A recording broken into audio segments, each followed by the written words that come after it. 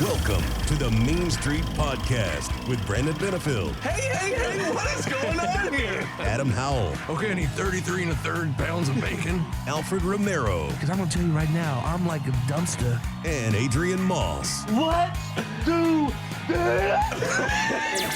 We use the word revolution because this is a revolution. Hold one, arm drag. Woo! The millions. What? That's the big wiggle. Look at all of this crap in this ring. Hold two, arm bar. You don't know what hard times are, Daddy. It's still real to me, damn it. That's right, yet another podcast about professional wrestling. Seriously, guys? Making their way to the ring at a combined weight of 776 pounds, the Mean Street Podcast.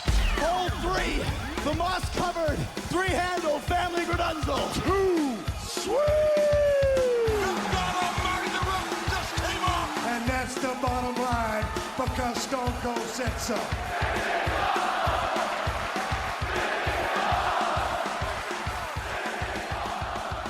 Hey everybody, what's going on? This is the Mean Street Podcast. It's me, Brandon Benefield, A.K.A. B-Double, if you will, coming to you from across the interwebs with my brothers from other mothers.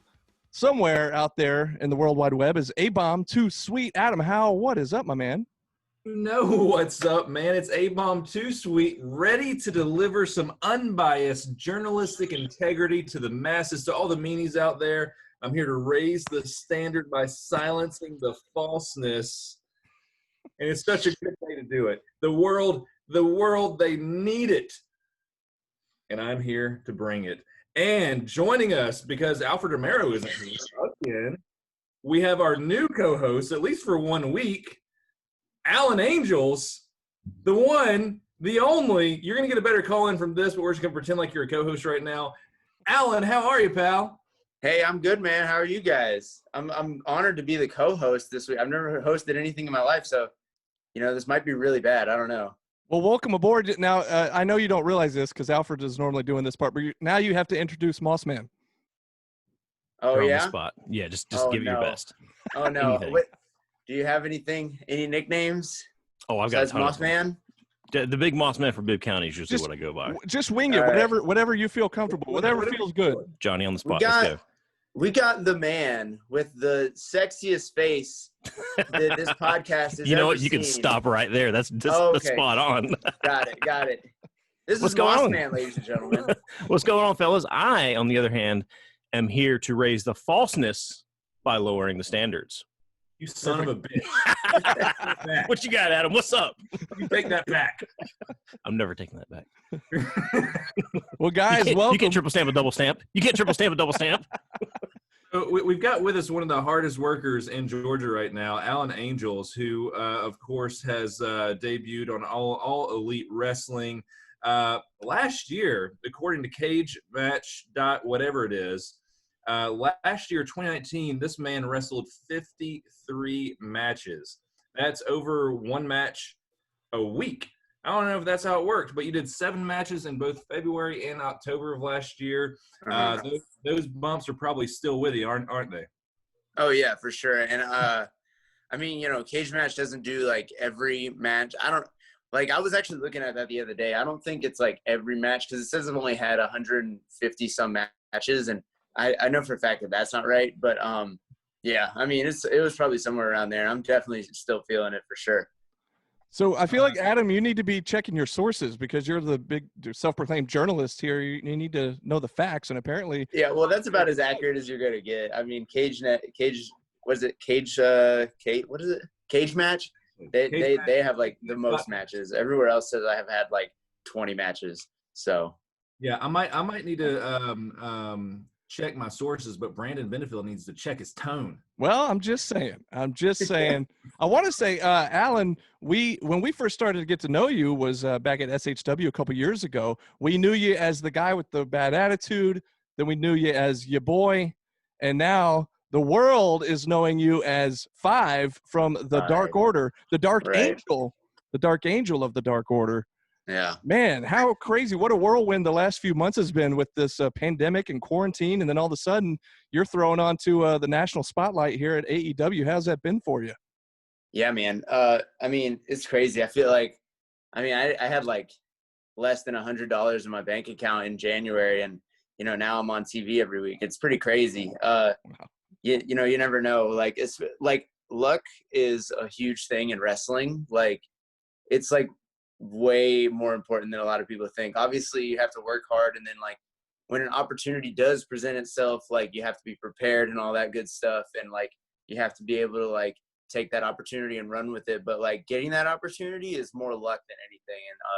And without this pandemic and like without the coronavirus and all that, I maybe would have. I mean, it would have been a while until I got like an opportunity like I did get wrestling. But that's kind of awesome that you're able to take it. That's kind of awesome that you're able to take advantage of that, though, to where we are in a global pandemic, and there's, I think it's cool that we're in kind of a negative spotlight as far as the world is concerned, and you see that, man. You take so you get an opportunity, you take it, and you made the best of it, man. I think it's awesome. So hats off to you on that one. Yeah, absolutely. I mean, there are a lot of guys that, along with me, have kind of taken this opportunity and ran with it. And yeah, like I said, like if it wasn't for the coronavirus and all that good stuff, like it would be a completely different story. But obviously, it's a horrible thing that happened, but kind of one of the best things ever happened. Hey, man, to me, right place, right time. It is what it is, man. Absolutely. Well, hey, I mean, I want to say that's probably like half of it. Like, yeah, like the pandemic was a thing, and of course having the connections that you had back in March opened a lot of avenues and allowed you to get some TV time on probably the hottest wrestling show right now. I think AEW Dynamite is on the lips of every single wrestling journalistic vessel out there. But also on the flip side, man, the other side of the coin is how hard you have freaking worked over the past few years. Had you not done that, pandemic or no pandemic, would you be in the same scenario? Yeah, absolutely not. I mean, maybe I would have gotten an opportunity like that, but if I wasn't prepared, then, what good is it? It's all about, like, in Glacier, Ray Lloyd always says, like, it's not about, what does he say? It's not about who you know. It's about who's willing to say they know you. Who's willing to say knows you. I think you can also that's a big thing. Yeah, I think you can also apply a philosophy from my buddy Jamie Josta, which is stay ready so you don't have to get ready. Mm-hmm. And brother, I think you're right on that with your performance in the ring and all that stuff too. Because every time we've ever seen you live, man, you always it's always like 100, man. You just keep it full throttle. So that's pretty awesome. And it's just like one of my best friends, Mojo Rawley, always says, we don't get hype, we stay hype. Right? Yeah, that's how you got to do it. Brandon, who do you know? I got nothing. I can't believe you know Mojo Rawley. That blows my mind. Wow. Good friend Mojo Rawley. Yeah. We go way back. I used to watch him on NXT all the time. But tell us, obviously a lot of our listeners, the Meanies, as we call them, they know you from Allen Angels, from Southern Honor Wrestling, being the Southern Honor Heavyweight Championship or Southern Honor Champion. And I think your last match with SHW was like October. Yeah. Which that was the last match. That was the last time I called commentary though. So I think it makes sense now. The War Games match. Yeah. So I'm just saying, there's a spot in the Dark Order for someone like me. Just let me know. That was the last SHW match, and then you kind of shifted over to, what was it, one fall? Is that right? Yeah. So it was GPW and One Fall Wrestling down in Canton, Georgia. So I wrestled there for a few months, and then got the call in March or whatever it was to do AEW. Gosh, so talk about the QT connection, QT Marshall, who runs One Fall, which is now Nightmare Factory, along with Ray Lloyd. And I guess he had something to do. Was he running GPW or had something to do behind the scenes at GPW? Yeah. I mean, he was kind of I guess you could call him the booker or whatever. But he didn't own it or anything like that. It's owned by Josh. What's his name? Josh something. But Was it Josh Gary Lamb? Was that his real name? What's that? Was it Josh Gary Lamb? Was that his real name? No, that wasn't his name for sure. It's but yeah, and he helped with it around a little bit, and yeah. So, and yeah, he does own the Nightmare Factory, which is like the best like training facility in, you know, anywhere right now. And if it wasn't for that place, man, like I don't know if you know, I would have been ready, because like our training there is like ridiculous. Like we work out every training, and then after the crazy workout that we always do, you know, we train after that. So it's like it's wild. You always stay ready. So you started there when it was still GPW, and then it was turned into the Nightmare Factory. At that point, I'm sure it had like just national eyes on it. Did you start seeing an influx in wrestlers from all over the nation coming there? Yeah. So I mean, once QT started being on AEW a lot more, obviously it blew up, and then it, you know, we got the name the Nightmare Factory, and you know, we get walk-ins coming in and all that stuff, and like people wanting to do it regularly. So I think that kind of made him start doing like a camp-like structure for the school, as opposed to, you know, kind of just you come in and you pay like a monthly thing or whatever the case may be. Yeah, so now he does camps, and I think I don't know how many people were in the last camp, maybe 30-ish. But that was just like a cap on it, you know, like multiple people, like way more than 30 applied, and, you know, it was just kind of luck of the draw. But I think now for the next camp, we never got to finish the last camp because of the quarantine and stuff.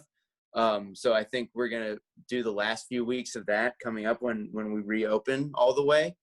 So they're going to finish the last few weeks of that camp.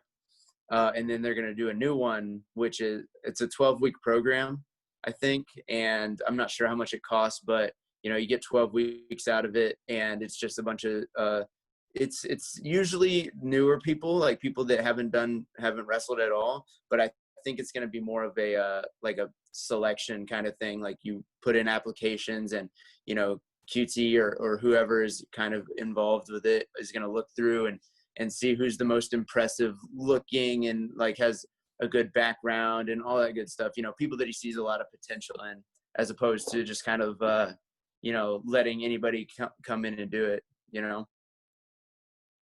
Yeah, that's awesome. And so what is your day-to-day? So where are you out of right now? I'm in Norcross right now. Okay. Norcross, Lawrenceville border-ish. That's actually where Nightmare Factory is, right? Norcross? Yeah. Mm-hmm. Yeah. So I live about 15 minutes away. So do you find yourself there on a daily basis, weekly basis? How often are you there? How often are you training? And are you just part of those camps? Or are you sort of like an alumni now and just kind of, do you have like a security badge? Do you go in there and beep yourself in? No, it's not like that, but I guess it is kind of like an alumni kind of thing. I just pay like a monthly little thing, and I train there as much as I want. I do try to go there as often as I can, but right now I'm kind of isolating myself, you know, because you never know like who all is going to come in there and like what, you know. I don't want to get the coronavirus, because they do test you every time you go down to AEW, and, you know, God forbid I go down there and get tested positive and I can't work. You know, so that's money out of my pocket, and it's just not something I really want to risk right now. So I just kind of do like my workouts at home. I have like a good little weight set down here and stuff like that. So you know, I just work out. It sucks not training, not gonna lie. I really hate not training, because even though I do get to wrestle pretty much every 2 weeks, I still feel like it's not really ring rust, but I just feel like every time I get in the ring, it's just like, oh, I haven't done anything in 2 weeks. Like I feel like 2 weeks is like the perfect amount of time to kind of like let your body heal, and like that first bump is just a big jolt, and your body gets sore every time like afterwards. So like if you're wrestling every week, every day of every week, it's like your body gets used to it. But like 2 weeks is just enough time to heal, and then just like you're sore the next day again. But you know, can I ask a potentially controversial question here? It's like, doesn't that question like the effect that wrestling has on your body, that just not doing it for 2 or 3 weeks and then taking that first bump, and it's such a shock to your system. Yeah. At that point, are you sitting there questioning, like, what am I doing? I mean, not really. There were times, like, you know, back in the day when I was, you know, still doing like indie shows every weekend, and it's just like, you know, I feel like I'm not really getting anywhere, and it's just like, even like this is even before like Southern Honor, like I was just like, what am I doing? Like, why am I doing this at these like shows that I didn't want to be at with like people I didn't want to wrestle, and like I was just like, why am I doing this? I feel like I'm not getting anywhere. I feel like I'm kind of stagnant. These, you know, and everybody gets this way. Every wrestler, I mean, not even just wrestlers. I feel like everybody that does anything kind of like artistic or, you know, something outside of the box feels like they get to a point and then they're just like stagnant for a long time. And you're not going anywhere, and it's frustrating. And, you know, I feel like personally, like I got lucky. I've only been wrestling for 4 years, and like I'm in the position that I'm in right now. You know, people are like wrestling for 10, 15 years and like not really not where they want to be. And it sucks. And I can definitely see like, you know, taking a bump and like doing something, you know, maybe a little crazier in a match. And you're just like, why, what is the point of this? Like, I'm going to be in a wheelchair at 50 for what, you know? And like, that's always something that crosses your mind. Well, what prevents you from getting that place where you've been wrestling for 15 years and you're not where you want to be? I mean, obviously time, obviously place, right? They always say time and place. And of course, who you know too. Let's just go ahead and throw that out there, connections. Mm-hmm. What would you add to that list? Yeah, like I said, just being ready. You got to look the part, you got to act the part. And it's really just being a professional backstage, I think, is a real important part of it that a lot of people don't really think of when they're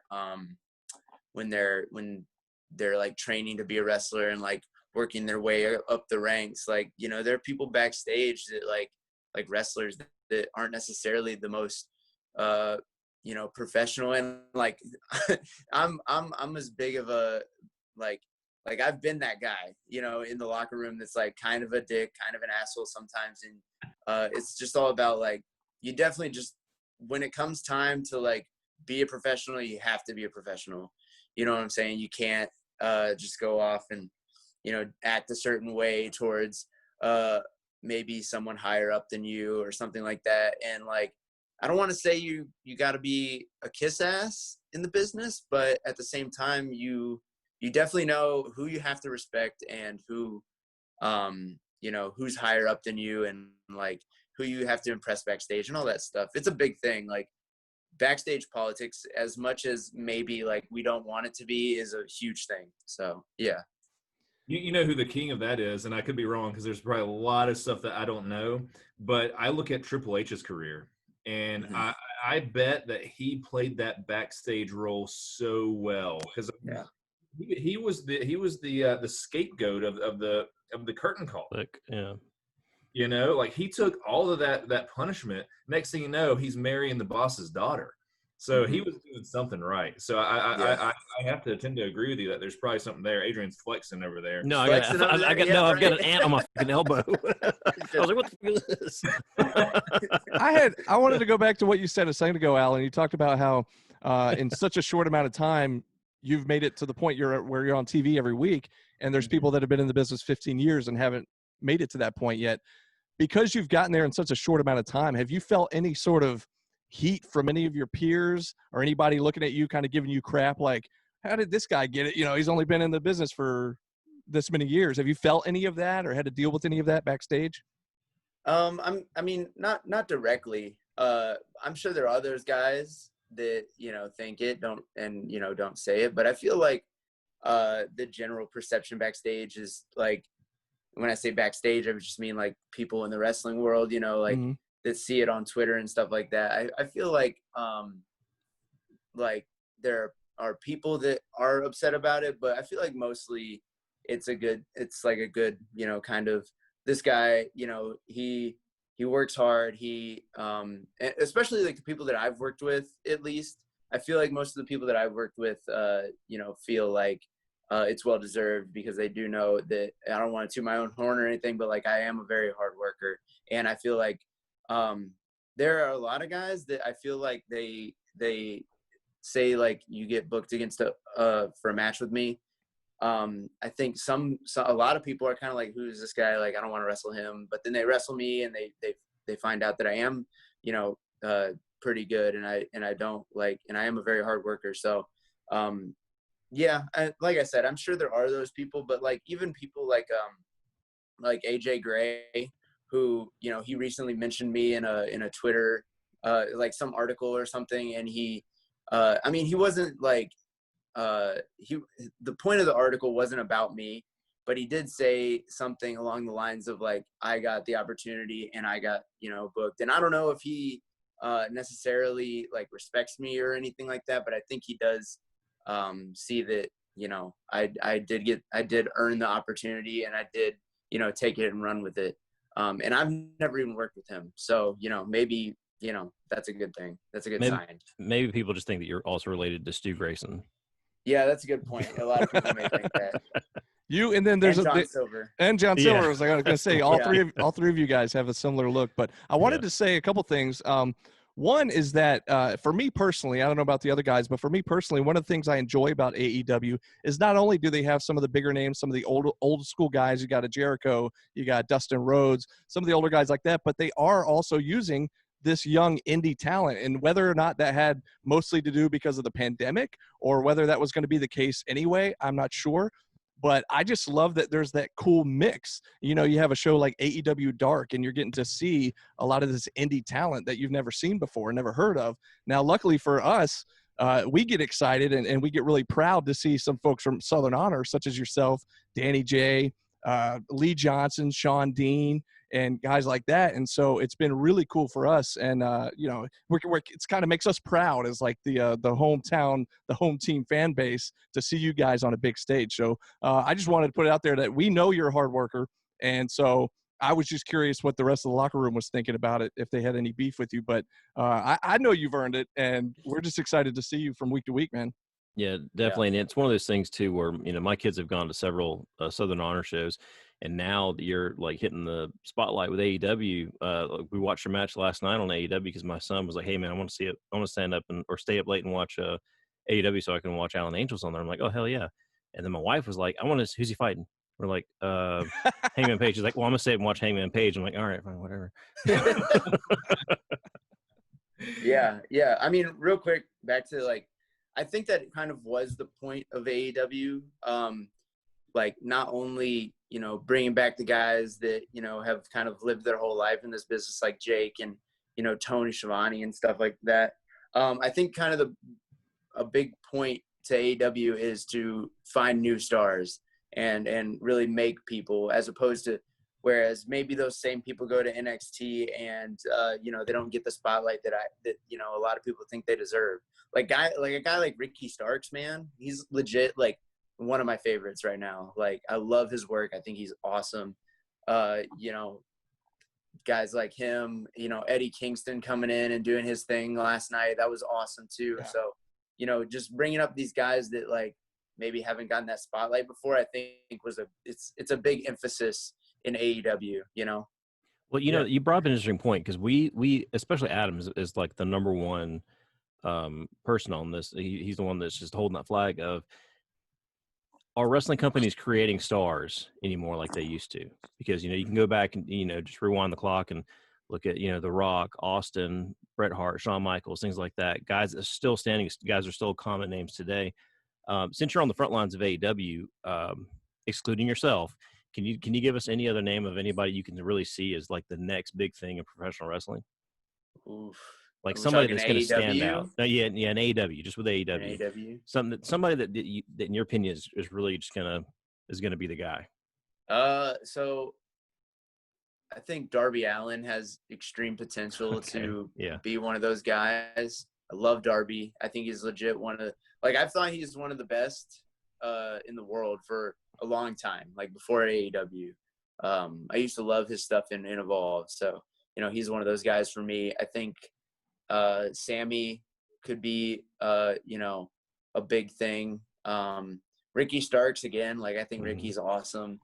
I don't know. I think Wardlow has a extremely high upside. You know, I think he's got the size and the power and, you know, the facial expressions. He's got a great look. I'm curious to see what he's going to be like more on the mic if they give him the mic a little bit more and see what he can do. Yeah. I don't think I've ever heard him cut a promo or anything, but I know he's pretty funny backstage. Oh, he's that's a pretty awesome. yeah, Right he's a pretty controversial figure backstage. So I think he would do good if they put him in a storyline. I mean, you know, whatever, if they ever do anything with him and MJF, I think it'll be gold. So yeah. Well, MJF, talk about people breakout stars. MJF would be one, and I think Hangman. We mentioned him a second ago. Yeah. I think moving forward, I think both of those guys will have potential to be big names down the road. Yeah, absolutely, I agree. So I browsed the wrestling subreddit, Squared Circle, and just the other day, someone, I don't know who it was, but they posted that video of when MJF was down at DDPY. And knocked the water out of Garrett's hands. Do y'all remember that? Yeah. Like, someone posted that, and that was like from a year ago or something like that. I'm like, and they were talking about Danny in it. I'm like, this is freaking crazy. Like, yeah. I mean, who knows? And that's the thing, is this stage that you guys have just jumped onto is just incredible. So tell us about the backstage. You mentioned Wardlow in the backstage area. I've been a wrestling fan. I'm 36 years old next month, and I've been a wrestling fan since I was 3 years old. So like, that was like late NWA when it was going into WCW.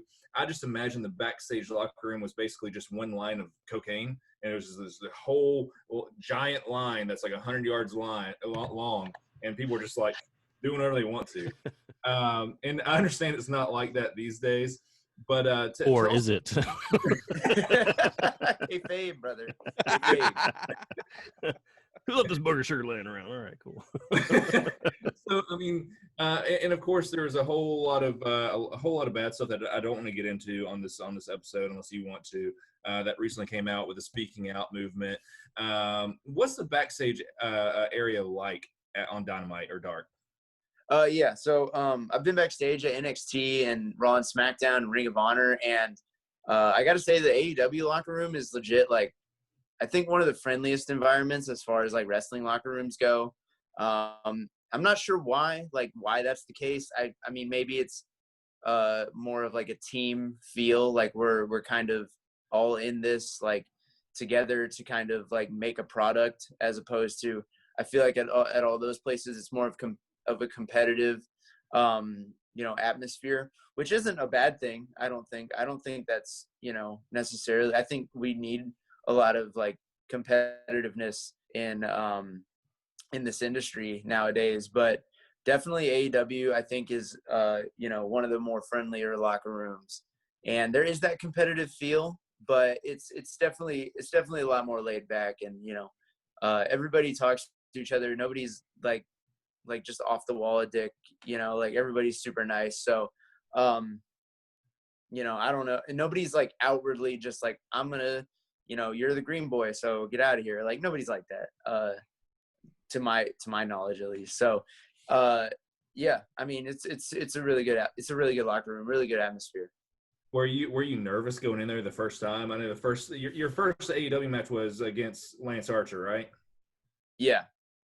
So when you get there, I'm sure you're dressed up a little bit, trying to make a good impression. Were you nervous? What would tell us about that feeling of going in there? Yeah, I mean, so I had done like a bunch of extra stuff for AEW. So I'd been there a few times. Obviously when you're an extra, it's not the same as when you're having a match. I got to interrupt. You threw a drink on somebody or something like that, right? Yeah. I threw the drink on MJF that one time. At Full Gear when he low blowed Cody. Yeah, that was me. That also came up on Reddit the other day. Awesome. But so yeah, I've done that a few times, and then when it was time to have my match with Lance, I don't want to say I was comfortable, because you're never like really comfortable, I don't think, backstage, because you're kind of always antsy and kind of always trying to get in the zone. But I think at that point I was like, I mean, I know these guys kind of like, they know my face. And it's not. I wouldn't say I was super nervous. I mean, obviously there's that angst, like just kind of like you're antsy all the time, but you're kind of. It was pretty chill, I would say. That's awesome. How's the catering? It's all right. The MSP is very big on catering. We got to make sure our stuff is squared away. It's not WWE catering, but it's pretty good. We need deli platters and like Dr. Peppers. That's our biggest thing. Well, they got those. Charcuterie board and some prosecco, and I'm good. Right. But so tell me, like, how does that, like, is it just a whole? Is there any comparison to the AEW locker room compared to the SHW locker room? Like, or even just any independent wrestling scene? I think that would be night and day, wouldn't it? Yeah, I mean, it's pretty I don't know. I mean, yeah. I mean, it's pretty much, it's honestly the same thing, just on a on a bigger scale, like an actual locker room. Yeah, we do get an actual locker room. I mean, Adam and I have been backstage at SHW. We know those aren't actual. It's just like offices or storage rooms. Like, it's not like legit. Kayfabe, man. Yeah. Kayfabe. Oh, kayfabe, bro. Sorry. It's pretty cool. It is pretty cool. We get to change in like the we change in the visitors locker room for like the football. Like it sucks because we have to go all the way through like out of Daly's place and go into TIAA Stadium, whatever it's called. And we have to walk all the way around the building to get to the locker room, but it's like the visiting team's football locker room. So, it's like an actual locker room. It's pretty dope. That's awesome. Yeah. Now, I got to ask you, going back to SHW, and that's where a lot of the Meanies know you from. How important was your work in SHW in your career? Yeah, I loved working at SHW because it was like, I feel like I got to tell a story throughout the year that I was there. You know what I'm saying? I had an opportunity to start. I think the first show was in October, and then the last show I did was in October. So I had a whole year to just tell this story of like me, you know what I'm saying? Like my character and like me evolving and stuff like that. And that's why I really like doing shows that are monthly, where I can kind of, evolve and do like what I want to do, tell a story in the ring, where like, you do the same move every month, and then one month, like the guy counters the move, just little stuff like that. Like, I always think that's really cool, especially like when the fans know what's coming, and then the guy counters it, and they understand that you were going for it, and that they countered it. And, cause it's hard to relay that stuff to a independent crowd, especially when you do it one time. You're at that show the first time, then you go for a move and they counter it. Sometimes they don't really get it. You know what I'm saying? Cause they're not wrestlers. Or like diehard wrestling fans for that matter. So, I got to tell a story with not only my wrestling matches, but like how my character evolved as a person throughout the year, And transferring that over into like AEW, like how much say do you have with the character you have there with Five? I mean, so it's kind of like they gave me the gimmick, and it's like they're kind of giving me, they're just kind of like, here, do this. But as far as like how I act in the ring and how I do my entrance and all that stuff, like that's kind of on me. Okay. I mean, obviously, like I can't like go completely overboard yet, but I think that's just kind of like an unwritten, like just an going back to what we thing. said about being respectful and things like that too. Right. I'm just curious absolutely. because like, we sat here and we're talking about it, and man, just thinking about the Dark Angel would have been a fucking badass name. I Right. think the Dark Angel would have been rad, man. That would have been great. I just kind of thought of it one day. I don't even know where it came from, but I like it. Yeah. Even though they call you Five, they still call you. Me. Yeah, even though you're Five, I mean, I think one of the announcers even last night still referred to you as the Dark Angel of the Dark Order. I think it was. Yeah. So they're still using that, even though technically your name is Five. Although I noticed they're starting to call you Alan Five Angels, whereas a couple episodes of Dark, I think they were just calling you Five. So yeah, I'm not full name in there. I'm not too sure what they want to go with. I mean, so Alan Five Angels is like Tony's idea. He got the idea from The Godfather 2. I don't know. I've never seen the movie, but Frankie Five Angels, I guess, was the guy's name. Yeah. So I think it said Allen Five Angels on my nameplate last night because it did, yeah. Tony. Yeah. So I'm not too sure. But when he said The Godfather 2, I thought you were like talking about like pimping hoes nationwide, and I was like, bro, if you come out with the dark hoe train and it's all black chicks, I'm gonna lose my mind. Dark Order gets babes, you know. There you go. Oh my gosh, that's hilarious. Well, that's great. So, like, you kind of got to tell that story over the year in SHW, and so you do have a little bit of freedom in the ring to kind of start doing the same thing as Five in AEW. Would you agree with that? Yeah, absolutely. And I think I just, I need to get certain moves over and just do them multiple times. Like, there's a few certain things that I try to do every match that I have. So, hopefully one day, like, all that stuff gets really over, and then eventually, like, I can tell a story with it. That's awesome, man. I think there's so much hope, so much potential for just the character of Five for you in AEW, because that, like, to me, like, you represent an underdog. You represent someone who may not be up at the top of the food chain right now, but where you are right now, the role that you fill, like, those, we go back and talk about the role that Chris Jericho was in a similar way.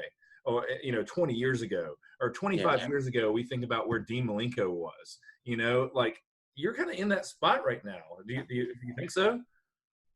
Yeah, absolutely. I think I'm definitely a small fish in a big pond. So it's all about just climbing the ladder and just getting that kind of vet status of being there. The longer that I'm there, the longer that, the more respect I gain, and the more, the more good matches that I have, the more, people, see potential in me and, like, do whatever they want to do with me. So, yeah, it's definitely pretty intimidating when I think about it like that, when I think of, like, that I'm just, a small fish in a big pond now, as opposed to when I was a bigger fish in a small pond. But yeah. Well, so that's awesome. And I'm a big, not to change the topic too much, we can go back to this, but I just kind of had this thought of just all the potential that you have in All Elite Wrestling. Now, I'm a big wrestling figure fan here. This is Nature Boy. And I understand that All Elite Wrestling has some incredible action figures coming out. When are we going to see a Dark Order 2-pack, maybe 5 and 10 in the same pack? When are we going to see that? That's what we need to see. I would love that. If I got my own action figure, literally, like, my dad ordered an action figure of me from, like, some guy that just makes action figures, and I marked out for that, and it was just like, it wasn't even like a fan. It was my dad, and I marked out for that because it's like an action figure. So, I would love that. Are we sure it wasn't Stu Grayson and they just, like, painted 5 on the trunks? So it definitely was somebody else. They put, like, the company that made it put their little, like, logo, a sticker of it over, like, a WWE logo that was, like, embedded on it. So, That's whatever. Funny.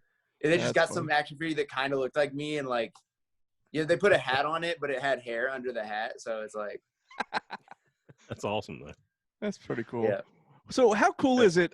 Just kind of, we're bouncing all over the place because that's how we do it on the Mean Street Podcast. But how surreal is it for you to go back and watch a match that is being commentated by Jim Ross and Tony Schiavone, two of the greatest to ever do it? Like, that's got to be crazy. Yeah. It's pretty nuts. And my dad was like, he grew up in North Carolina, and then he moved to Atlanta, like, right when WCW moved to Atlanta. So he's always been a WCW guy, and he loves, both JR and Tony. So he loves that stuff, and I think it's pretty cool too, man. Like, and Tony's like, he's one of the coolest dudes too. So yeah, and them along with Excalibur is pretty cool. I love Excalibur. He's kind of a newer guy on the scene. He did PWG and stuff like that. But I love listening to him commentate my matches. He's a pretty cool guy too. Taz, when he commentates Dark, Taz is probably my all-time favorite commentator because he was commentating when I was a kid. He was commentating SmackDown, so, like, listening to him call my matches is pretty cool. So that's got to be surreal. I love Taz as a commentator. I know some people have given him flack, but I think he's freaking awesome on the mic. Mm-hmm. I think he's my favorite of all time. I recently decided that he's my favorite of all time, announcer wise. Actually, the more I watch Dark and the more I hear him and Excalibur together, they've really developed quite a rapport with each other, and the way they can kind of pick on each other and go back and forth. Like there's several times watching the show where they'll actually make me laugh. Like he'll say something, he'll mess up, and Excalibur will correct him or something. And just the way they banter back and forth has gotten a lot better over the course of Dark being on the air. It's very Michael Cole and Taz. Right. Yeah. It's like the same thing. Yeah. So I mean, he's been doing that for years, so he's perfect for it. Yeah. Now, this is something we kind of talked about recently on the podcast is Taz's new role as a manager, and not just as any manager, but as a strictly a heel manager. How are you finding that? Kind of put yourself in a fan's shoes. If you're just a fan watching, how has that been for you? Because we're so used to hearing him on commentary, or so used to hearing him do his own podcast, and then now we're seeing him in the ring, and he's going back to reverting to the old school Taz of being this heel. How are you feeling that he's doing there? I love it. I love him with Brian Cage, and I love him with Ricky Starks too. Even though that kind of just started, I'm really excited to see where that goes. I love Taz on the mic. I think he's cut some really good promos. And, I love the whole FTW belt. I think that's awesome too. Yeah. And the fact that they brought it back is I think it's perfect for Brian Cage too. The whole unrecognized title. I think that's a really cool little gimmick for them. I think it works perfectly for them. Mm-hmm. Well, right on, man. Like I said, we bounce around all over the place, but I did have something to ask you about SHWs, even though we were talking about that a little while ago. Yeah. With the return of SHW on the horizon, we announced a couple of weeks ago that we're returning August 28th for the second annual Rumble Jack, and which you may have heard about. But since you haven't been there in about a year, are there any kind of and now that you're signed with AEW, would you even be allowed to ever return to SHW? Could we ever see you back in an SHW ring? I mean, I'm definitely down to come to wrestle there. It's just up to Gary and them. It just depends if they want me to come back or whatever.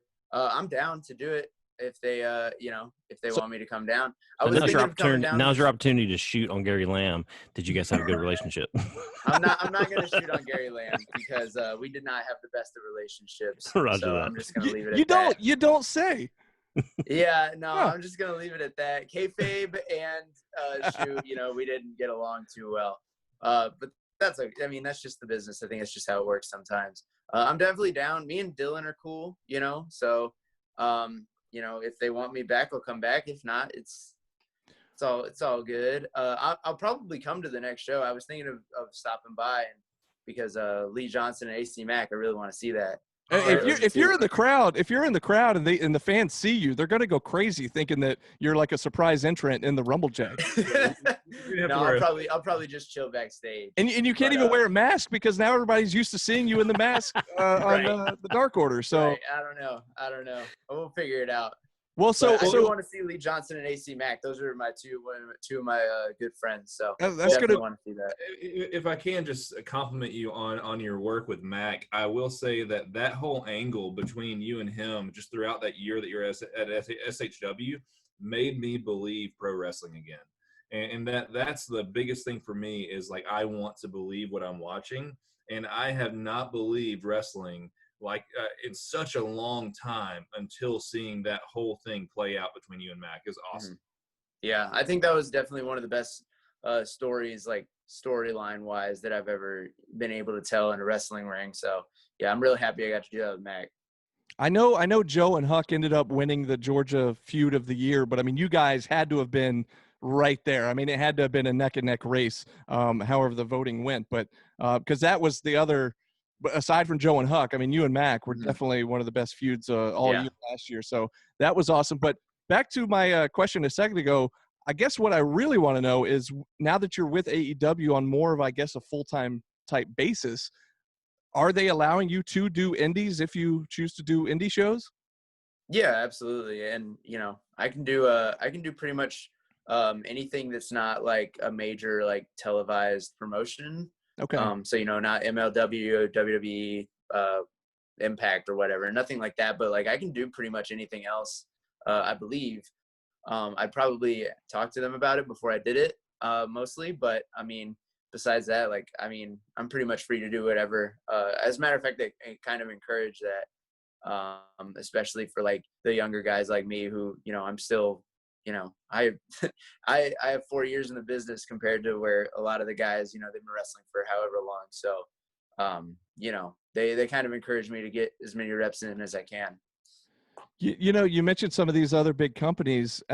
What are your thoughts on working relationships amongst the big companies? Like, would you like to see AEW working with Impact or with NWA or MLW? How would you feel about some? Because we always hear about dream matches, like, especially with Cody putting out the open challenge for the TNT title. Everybody's expecting all these other names to show up and take them up on the challenge. I want to see Matt Cardona come in there and challenge him for that. That'd be freaking awesome. And we saw Eddie Kingston, who at least we thought was with NWA, and maybe he still is. Ricky Starks, who was with NWA, and now he's all elite. So I'm just wondering, like, could you ever envision a time where just the companies actually sign a working agreement and we start seeing talent show up on each other's shows? Yeah, I think it could happen. Like I said, I think AEW, the whole kind of mission statement for it is, building up people. And I think one of the best ways to do that is like a promotion versus promotion, feud or whatever. I think AEW versus NWA or AEW versus Impact, I think would be awesome. Slammiversary was awesome. They have a really stacked roster right now. I think they have a lot of good talent there, especially in like their X division and stuff like that. So I would love to see it if it happens. I don't know if it'll ever happen, but I think it would be good for business. Make a lot of money doing that, I think. Yeah. Oh, that would be huge. And we can see the Good Brothers and the Bucks going at it. We can see the Good Brothers in 5 and 10 going at it. Who knows? That'd be freaking amazing. Hey, Yeah. speaking of 10, when is do you have any update on Cody Vance's injury and how long he'll be out and when he might be back? He'll be back pretty soon. I'm not too sure when. I know he's got a good amount of range in his arm. So, he'll be back pretty soon. He's out of the cast and everything. He has a nasty scar on his arm from surgery. I think they had to do like 2 incisions in it. So it's pretty nasty. It looks badass. But yeah, he'll be back pretty soon. Because we've seen a lot of John Silver and Reynolds together, and we've seen Evil Uno and Stu Grayson together, and I've seen a lot of people online wanting to see 5 and 10 together as a tag team. And so I just was curious because I knew he'd been injured for a while. He's been showing up with like the brace, but just ready for him to get back in the ring. Yeah. So you bring up those other guys in the Dark Order, and I think it's a stacked stable. I love stables. Like I grew up, I was 14, 15 during the Attitude Era, and it was just like so many incredible stables. And of course, before that, you had the Four Horsemen and the Dangerous Alliance and all these incredible groups of wrestlers. And so I love that AEW is not afraid to get a bunch of guys together, some more experienced than others, and just to grow people, right? And just to give people the right kind of rub.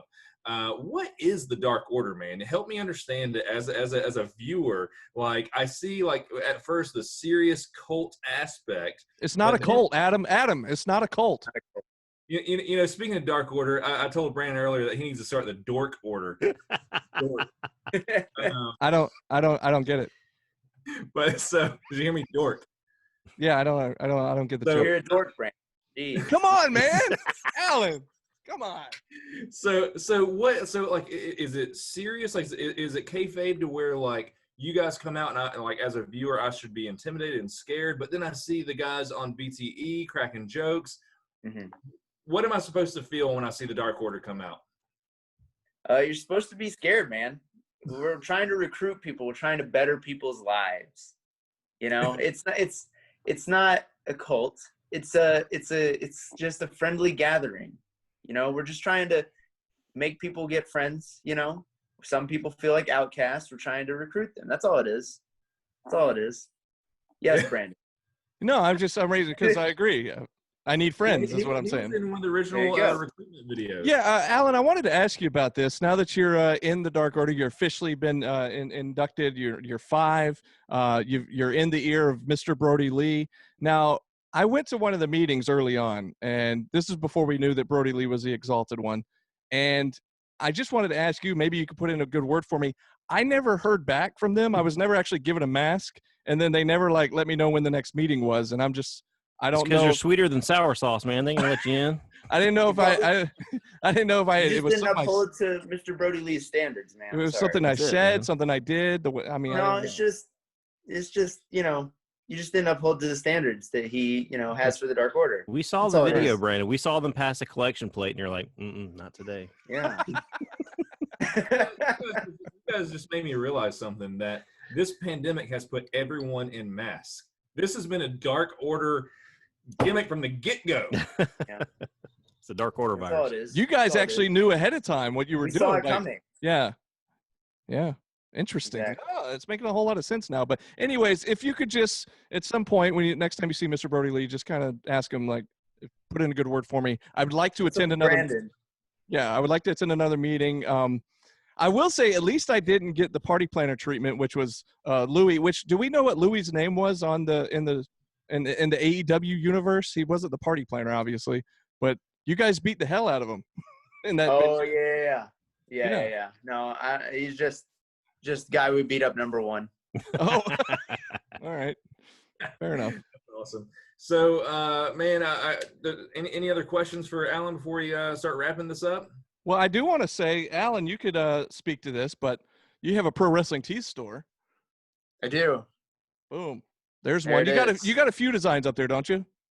Yeah, just 2. I got that one and another one. I'm trying to get up a 5 shirt soon. Need to get a design for that, and that'll be up soon. So yeah, Pro Wrestling Tees under Alan Angels. Say that again. Plug that one more time. Pro Wrestling Tees, Alan Angels. Awesome. So go check that out.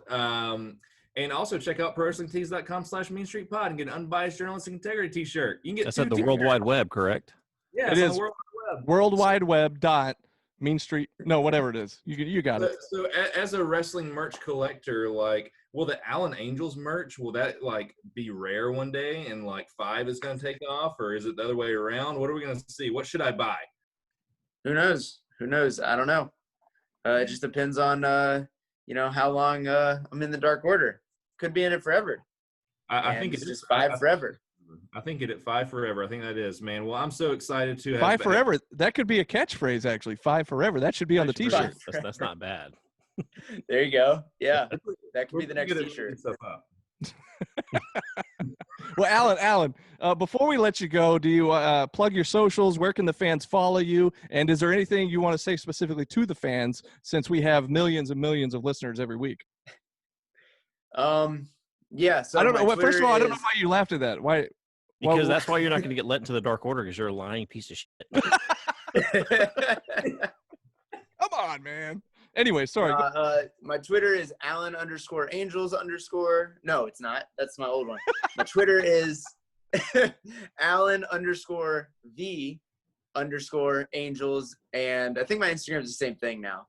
So there's that. And if I wanted to say anything to the millions and millions of Mean Street Podcast listeners, it would be to keep your feet on the ground, keep reaching for the stars, and keep listening to the Mean Street Podcast every week.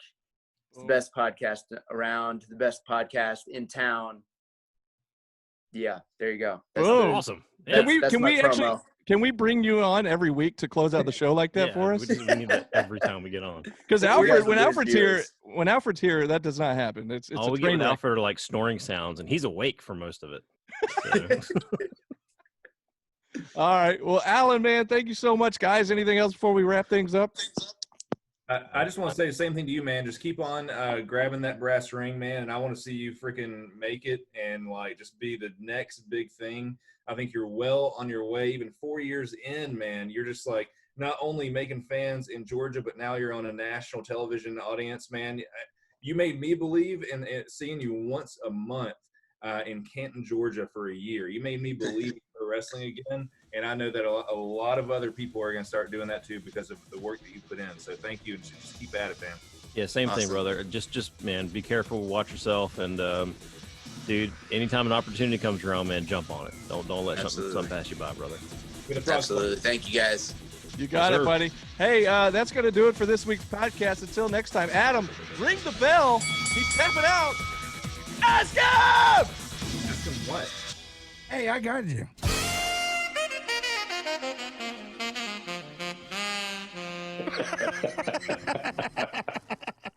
Alan, ask him.